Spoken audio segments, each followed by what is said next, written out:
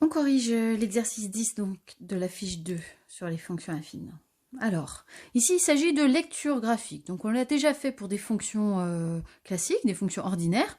Là c'est la même chose avec des fonctions affines, hein, sauf qu'à chaque fois on lira par rapport à une droite, puisque la représentation graphique d'une fonction affine est une droite. La droite D, ici, représente donc une fonction affine. On vous demande de lire l'image de 4. Alors 4, il faut le lire sur l'axe des abscisses. Voilà 4. Et donc l'image de 4, je remonte jusqu'à la droite, hop, et puis je reviens sur l'axe des ordonnées.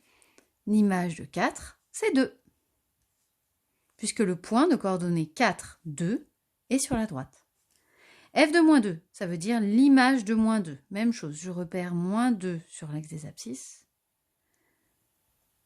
Je vais jusqu'à la droite et je reviens sur l'axe des ordonnées. 3, 4, 5. Voilà l'ordonnée du point de la droite qui a pour abscisse moins 2. C'est 5. Donc l'image de moins 2, c'est 5. L'antécédent de 3, c'est pas l'image de 3. Donc cette fois, 3, il faut le lire sur l'axe des ordonnées. Voilà 3. Je rejoins ma droite. Et donc 3, c'est l'ordonnée du point de la droite qui a pour abscisse 2. Donc l'antécédent de 3, c'est 2. Autrement dit, l'image de 2, c'est 3. On cherche en fait le nombre qui a pour image 3. Et enfin, le nombre qui a pour image 4.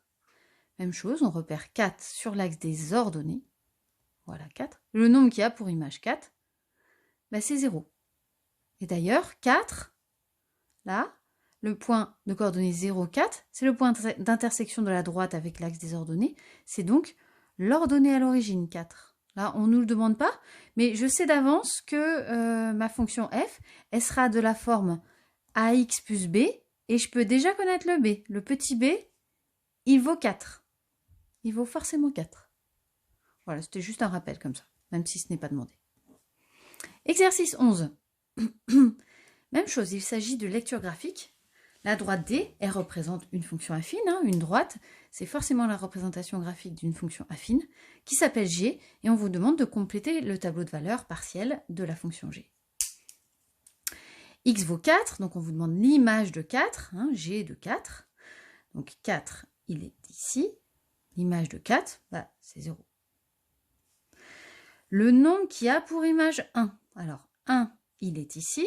En fait, on vous demande l'antécédent de 1. 1 est là, donc je cherche le nombre qui a pour image 1, hop, je rejoins la droite, le voilà, alors 2, 3, 4, 5, 6, voilà, c'est 6, l'antécédent de 1, l'image de 2,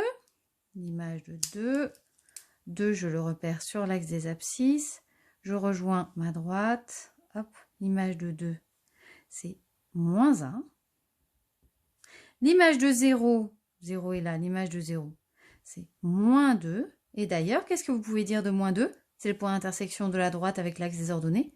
Moins 2 est donc l'ordonnée à l'origine. Ce sera le petit b de la fonction g. L'antécédent de moins 3. Donc, je repère moins 3 sur l'axe des ordonnées. Et je cherche le point qui a pour image moins 3. Donc, je rejoins ma droite. Le voilà. Moins 2 a pour image moins 3. Et enfin, l'antécédent de 2, je repère 2 également sur l'axe des ordonnées. Je rejoins ma droite. Et voilà le point qui a pour image 2, enfin le point qui a pour ordonnée 2, et son abscisse, c'est 8. L'image de 8, c'est 2. L'image de 8, c'est 2. L'antécédent de 2, c'est 8. Voilà, n'hésitez pas à vous entraîner hein, là-dessus sur ce genre d'exercice. Il faut bien comprendre, si vous cherchez l'image d'un des nombres là, 4, 2, 0, là, vous placez ces nombres sur l'axe des abscisses. C'est ceux que j'ai placés en bleu, hein, 4, 2, 0. Et par contre, si vous cherchez l'antécédent de 1, de moins 3, de 2, vous placez 1, moins 3 et 2 sur l'axe des ordonnées. Voilà.